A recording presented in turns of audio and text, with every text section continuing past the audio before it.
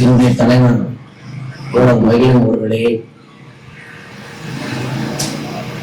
இந்த கூட்டத்தில் கலந்து கொண்டு கூட்டத்தை வாழ்த்து பேசி அமர்ந்திருக்கிற வழக்கறிஞர் சேதுபதி அவர்களே, தோழர் கணக்குறிஞ்சி அவர்களே,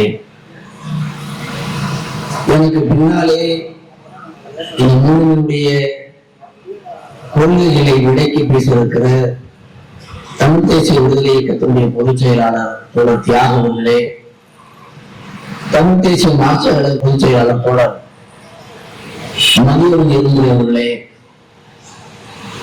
இங்கே பொறுமை இருக்கக்கூடிய அருமை தோழர்களே, நண்பர்களே, உங்கள் அனைவருக்கும் நான் சார்ந்திருக்கும் தமிழ்நாடு பொதுவுடைமை இயக்கத்தின் சார்பில் மாலை நேர வணக்கங்களை தெரிவித்துக் கொள்கிறேன். தமிழகத்தில் இல்லாத கட்சிகளா, தமிழகத்தில் இல்லாத கூட்டணிகளா? எத்தனையோ கூட்டணிகள் வந்துவிட்டன. வீடுகள் தோறும் தொலைக்காட்சியில் ஒவ்வொரு நாளும் பொருளியல் நிபுணர்கள் இந்தியாவினுடைய வளர்ச்சியை குறித்ததான புள்ளி விவரங்களை அடுக்கி வைத்துக் கொண்டு பேசுகிறார்கள்.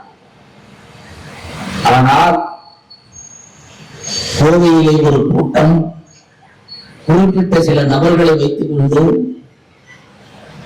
தமிழ்நாட்டின் உரிமைகளை மீட்க வேண்டும் என்று பேசுகிற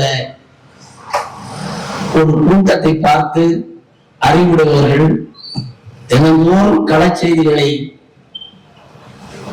துறையின் வாயிலாக பார்த்து கொண்டிருக்கக்கூடிய நபர்கள் சிரிக்கக்கூடிய வாய்ப்பு இருக்கிறது.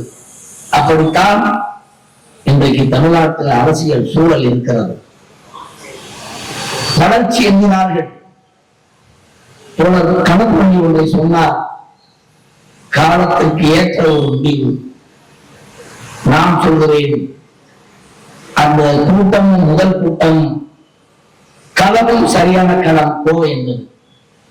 அவருடைய தொழிலாளர்களுடைய போராட்டங்களை விளக்கி ஆலை தொழிலாளர்கள் எப்படி தன்னுடைய உரிமைகளை மீட்டெடுத்தார்கள், அதற்கு எப்படி தன்னுடைய உயிரை ஈகம் செய்தார்கள் என்ற வரலாற்றை நம் கண்முன்னே நிறுத்தினார். நாம் கேட்கிறோம், துறையில் பேசுகிற இந்த புள்ளி விவர வளர்ச்சி என்பது அந்த வளர்ச்சிக்கு அடிமட்டத்தில் காரணமான மனித உழைப்பினுடைய வளர்ச்சியை கணக்கில் வைத்திருக்கிறதா?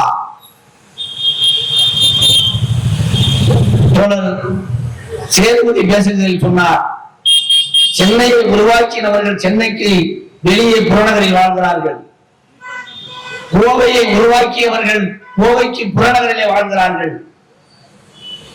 அதுதான் வளர்ச்சி என்று அறிவாளிகள் மத்தியிலே பேசுகிறார்கள். வளர்ச்சியை கட்டமைத்தவன் காரணியில் போட்டு விதித்து அவன் உரிமைகளை இழந்து தவிக்கிறான். சில தொகைகளை போட்டு முதலீட்டு செய்து தொழில் பெருகியவன் மக்களின் வரிப்பணத்தில் வங்கியில் கடனை வாங்கி கட்ட மறுத்து நாட்டை விட்டு ஓடி போகிற அவலத்தில் இருக்கிறார். அந்த அவலத்தை யார் தலையில் இருக்கிறது? யாருக்கானது அந்த தொகை? அடிப்படை கட்டமைப்பு வளர்ச்சியில் பங்களிப்பு செலுத்திய தொழிலாளிகளுடைய வாழ்க்கையின் சூழலை பார்க்காத ஒரு வளர்ச்சியை அறிவாளிகள் பேசுகிறார்கள். அபலைகளாக நாம் பார்த்துக் கொண்டிருக்கிறோம். இந்த உண்மைகளை தெரிந்து கொள்ள வேண்டும், இதை புரிந்து கொள்ள வேண்டும். இதுதான் நம்முடைய உரிமைகளை மீட்கிற இலக்காக இருக்கும் என்பதனால்தான் இந்த இலக்கும் கருத்தியலும் லட்சியமும் ஒன்று கூடிப்பட்ட தமிழ்நாடு விடுதலை தமிழ் தேசிய விடுதலை இயக்கமும் தமிழ்நாடு பொதுவுடை இயக்கமும் தமிழ் தேசிய மார்க்சிய கழகமும் ஒன்று கூடி தமிழ் மக்கள் உரிமை முன்னணியை உங்கள் வைக்கிறோம். நாம் பார்வையாளராக ரொம்ப நாள் நீடிக்க முடியாத தோழர்களே, நாம் பார்வையாளராக பார்த்து விட்டு போய்விட முடியாது. இச்சமூகத்தினுடைய அவலத்தை, உரிமைகளை, நம்முடைய லட்சியங்களை மீட்டெடுக்க களம் காணுவதற்கு நாம் பங்கேற்பாளராக மாற வேண்டும். தொலைக்காட்சியில் பேசுகிற அறிவாளிகளை நம்பாதீர்கள்.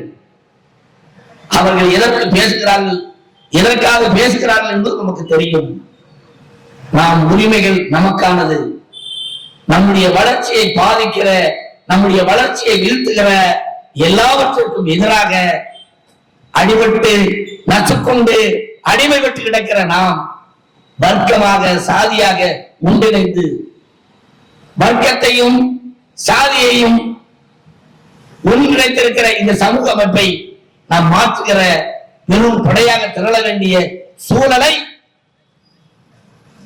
தமிழ்நாட்டு அரசியல் நம்மளை நிறுத்தி வைத்திருக்கிறது.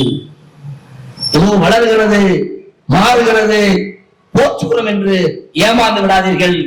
நம்முடைய எதிர்கால வாழ்க்கை என்பது அனைத்திற்கும் மேலாக கேள்விக்குறியாக நிற்கிறது. நாம் கேள்விக்குறியை போல் குனிந்து நின்றால் உரிமைகள் பறிபோகும். ஓய்வெடுக்க நேரமில்லை. வாருங்கள், நம்முடைய உரிமைகளை நாமே மீட்டெடுப்போம். தமிழ் மக்கள் உரிமை முன்னணி அதற்கு வழிகாட்டும் என்று கூறி வாய்ப்புக்கு